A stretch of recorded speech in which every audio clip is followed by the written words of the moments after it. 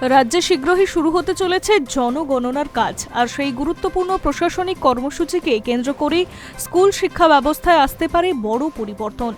জনগণনার কাজে বিপুল সংখ্যক শিক্ষক শিক্ষিকা যুক্ত থাকবেন বলে আশঙ্কা করা হচ্ছে।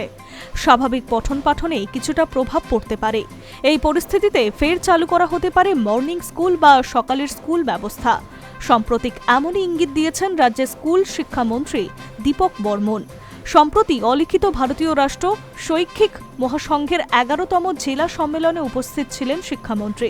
সেখানেই তিনি জনগণনা ও স্কুল শিক্ষার মাধ্যমে ভারসাম্য বজায় রাখার বিষয়ে সরকারের ভাবনা তুলে ধরেছেন। তিনি স্পষ্ট করে জানিয়েছেন, জনগণনা দেশের একটি অত্যন্ত গুরুত্বপূর্ণ কাজ, তবে সেই কারণে কোনোভাবেই ছাত্রছাত্রীদের পড়াশোনার ক্ষতি হতে দেওয়া যাবে না।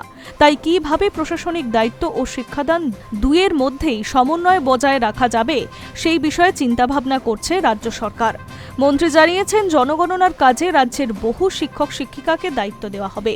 ফলে দিনের বেশ কিছুটা সময় তাদের মাঠে নেমে তথ্য সংগ্রহ ও প্রশাসনিক কাজ করতে হবে। এই অবস্থায় নিয়মিত স্কুল পরিচালনা এবং পাঠদান ব্যাহত হওয়ার সম্ভাবনা রয়েছে।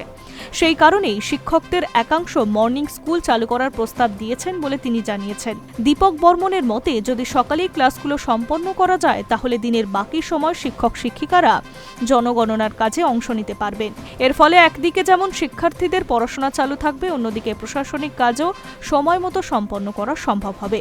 তিনি বলেন, পড়াশোনা ও জনগণনা দুই গুরুত্বপূর্ণ, তাই এমন একটি ব্যবস্থা প্রয়োজন যাতে কোনো ক্ষেত্রেই ক্ষতি না হয়। শিক্ষামন্ত্রী আরও জানিয়েছেন, শিক্ষকদের এই প্রস্তাব সরকার ইতিবাচকভাবে বিবেচনা করছে।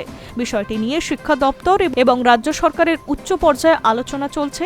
আলোচনা ও পরিস্থিতি পর্যালোচনার পরই চূড়ান্ত সিদ্ধান্ত নেওয়া হবে। উল্লেখ্য, চলতি বছরে গরমের তীব্রতার কারণে রাজ্যের বহু বিদ্যালয়ে কিছু সময়ের জন্য মর্নিং স্কুল চালু রাখা হয়েছিল।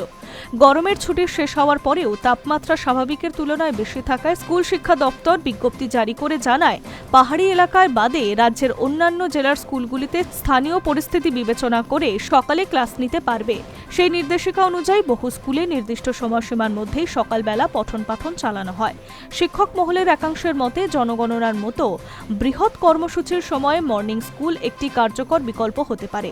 এতে শিক্ষার্থীদের পড়াশোনায় ক্ষতি হবে না এবং শিক্ষক শিক্ষিকারা প্রশাসনিক দায়িত্ব যথাযথভাবে পালন করতে পারবেন।